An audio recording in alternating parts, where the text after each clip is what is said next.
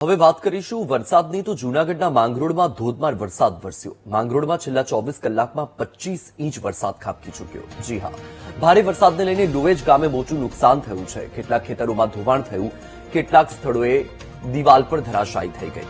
તો જૂનાગઢમાં ભારે વરસાદ, જૂનાગઢના માંગરોળમાં ધોધમાર વરસાદ ખાબક્યો। 24 કલાકની અંદર 25 ઇંચ વરસાદ પડી ચૂક્યો છે અને 25 ઇંચ વરસાદના કારણે હવે તારાજીના દ્રશ્યો પણ સામે આવી રહ્યા છે, નુકસાનીના દ્રશ્યો પણ સામે આવી રહ્યા છે। વાત કરીએ 2 તારીખની, તો 2 તારીખે જ 12 ઇંચ જેટલો વરસાદ તો માંગરોળમાં ખાબકી ચૂક્યો હતો અને ફરી 24 કલાકની અંદર આ 25 ઇંચ વરસાદ કેટલાક ખેતરોનું ધોવાણ થઈ ગયું, કેટલાક સ્થળોએ દિવાલ પણ ધરાશાયી થઈ ગઈ। લોકોને મોટા પાયે નુકસાન થઈ રહ્યું છે।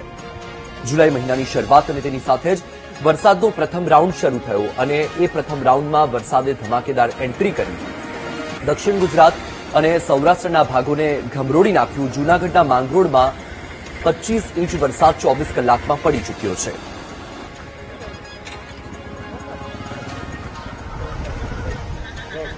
કેશોદ જિલ્લામાં જે પ્રકારે વરસાદ છે તે જે જોવા મળી રહ્યો છે, ખેડ વિસ્તારમાં જે વરસાદ જોવા મળી રહ્યો છે, છેલ્લા 2 દિવસમાં 15 ઇંચ જેટલો વરસાદ છે તે પડ્યો છે અને તેના જ કારણે આ રોડ રસ્તા ઉપર જે રૌદ્ર સ્વરૂપ જે પ્રકારે વહી રહ્યું છે, પાણી વહી રહ્યું છે, તે જોઈ શકો છો। જે પ્રકારના રૌદ્ર સ્વરૂપ ધારણ કર્યું હોય પાણીએ, તે પ્રકારનો પ્રકોપ જોવા મળી રહ્યો છે। કારણ કે 15 ઇંચ જેટલો વરસાદ છે તે પડ્યો છે અને ક્યાંક ગામ છે તે પણ સંપર્ક વિહોણા થઈ ગયા છે। આપણી સાથે અગ્રણી છે ગામના, તેમને પૂછશું શું કહેશો, જે પ્રમાણેની ઘટના બની છે, કેટલો 2 દિવસમાં કેટલો વરસાદ આવ્યો? લગભગ 12 થી 15 ઇંચ જેટલો વરસાદ અહીંયા ખાબક્યો છે। એના કારણે અહીંયા આ અમારા વિસ્તારમાં ચારે બાજુ પૂરના પાણી ફરી વળ્યા છે। અહીંયા બળોદરી અને ટિલોરી નદી ઉપરાંત મધુવંતી અને સાબડી નદીનું પણ પાણી અહીંયા આવ્યું છે। ત્યારે અમારા પાડોદર ગામના લગભગ વિસ્તારમાં પૂરનું પાણી ફરી વળ્યું છે અને જે પાક અત્યારે જે છે મગફળી અમે વાવી ચૂક્યા છીએ, એ મગફળીનું શું થાય એ તો પાણી ઉતરે પછી જ અંદાજ આવે સાચો, પરંતુ નુકસાની છે એ 100% વાત છે। રસ્તા ઉપર આપણે ઉભા છીએ, આમાં રસ્તો જાય, કઈ બાજુ રસ્તો જાય છે અને કેટલા ગામ સંપર્ક વિહોણા છે અત્યારે? જી, આગળ અખોદર, સરોડ, આમ જોઈએ બામણાસા, આ બધા સંપર્ક વિહોણા। અહીંયાથી અમારે જવું હોય તો અમે જઈ આવી શકીએ એમ નથી। આપ જોઈ શકો છો અત્યારે રોડ ઉપર પૂરના પાણી ફરી વળ્યા છે। જે પ્રમાણે વાહન ચાલકો છે તે ક્યાંક જે જીવના જોખમે કરતા હોય છે, મુસાફરી કરતા હોય તે જોવા મળે છે। દાદા શું કહેશો, કેટલી નુકસાની છે? તમે શું આવ્યું હતું? નુકસાની મગફળી છે, એ નિષ્ફળ ભાઈ કે એમ શું થાય, પાણી ઉતરે ઓસરે પછી ખબર પડે, રે કે જાય। હા, દર વખતે કાંઈ નિરાકરણ નહીં। નદી ને ઊંડી ને પોળીની જરૂર છે।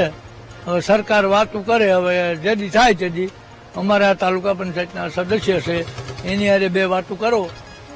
જી, અમારે આ ભાઈ ખેડૂત કહે છે એ વાત સાચી છે। અહીંયા જે નદીઓ છે એ છીછરી અને સાંકડી થઈ જવાને કારણે પૂરના પાણી ખેતરોમાં ફરી વળે છે। સરકાર શ્રી તરફથી એક એવું જાહેરાત થઈ છે કે ઘેડ વિસ્તારમાં અમે નદીઓ ઊંડી અને પોળી કરવાનું એક પેકેજ લાવ્યા છીએ, પરંતુ આપના માધ્યમથી હું સરકારશ્રીને વિનંતી કરીશ કે વહેલી તકે અમારી નદીઓ ઊંડી અને પોળી બનાવવામાં આવે અને અમને ખેડૂતોને બચાવી શકાય। નહીતર આ દર વર્ષે ખેડૂતો કાળની થપાટ ખાય અને હવે તો એનામાં હિંમત પણ નથી। આ સ્થિતિ ઘેરના ખેડૂતોની છે।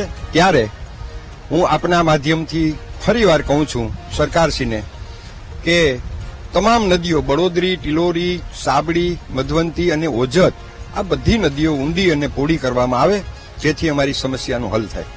ચોક્કસથી જે પ્રકારના દ્રશ્યો હું બતાડવાનો પ્રયત્ન કરીશ, જે વાહન ચાલકો છે તે ક્યાંક જીવના જોખમે આ રીતે ચાલવા માટે મજબૂર બનતા હોય તે પ્રકારના દ્રશ્યો જોવા મળી રહ્યા છે। કારણ કે જે વરસાદ આવ્યો છે, 15 ઇંચ જેટલો વરસાદ છે તે આવ્યો છે। કેશોદ વિસ્તારમાં વરસાદ આવ્યો છે અને દર વખતે ઘેડ પંથકમાં આ પ્રકારે વરસાદ આવતો હોય છે અને આ રસ્તો આપ જોઈ શકો છો, જે પ્રકારે વાહન ચાલકો છે તે પણ જીવના જોખમે આ પ્રકારે ચાલવા માટે મજબૂર બન્યા હોય તે પ્રકારના દ્રશ્યો છે તે જોવા મળી રહ્યા છે। ઘેડ પંથકમાં કલાકમાં દર વખતે આ પ્રકારની સમસ્યા છે તે સર્જાય છે. સરકાર દ્વારા તો ક્યાંક પેકેજ છે તેની જાહેરાત કરવામાં આવી છે, પરંતુ હજુ સુધી ગ્રાઉન્ડ ઉપર આજે કહી શકાય છે કે પરિસ્થિતિ આ પ્રકારની જોવા મળી રહી છે. વીટીવી આજે ગ્રાઉન્ડ ઝીરો ઉપર પહોંચ્યું છે. ઘેડ પંથકના અલગ અલગ વિસ્તારોની મુલાકાત છે તે લેવામાં આવી રહી છે અને આપ જે દ્રશ્યો જોઈ શકો છો કે રસ્તાઓ છે તે પાણી થઈ ગયા છે, ખેતરોમાં પાણી ફરી વળ્યા છે, એટલે કે ક્યાંક ને ક્યાંક સરકારના દાવા પોકળ સાબિત થયા હોય તે પ્રકારના દ્રશ્યો છે તે અહીંયા ઘેડ વિસ્તારમાં જોવા મળી રહ્યા છે.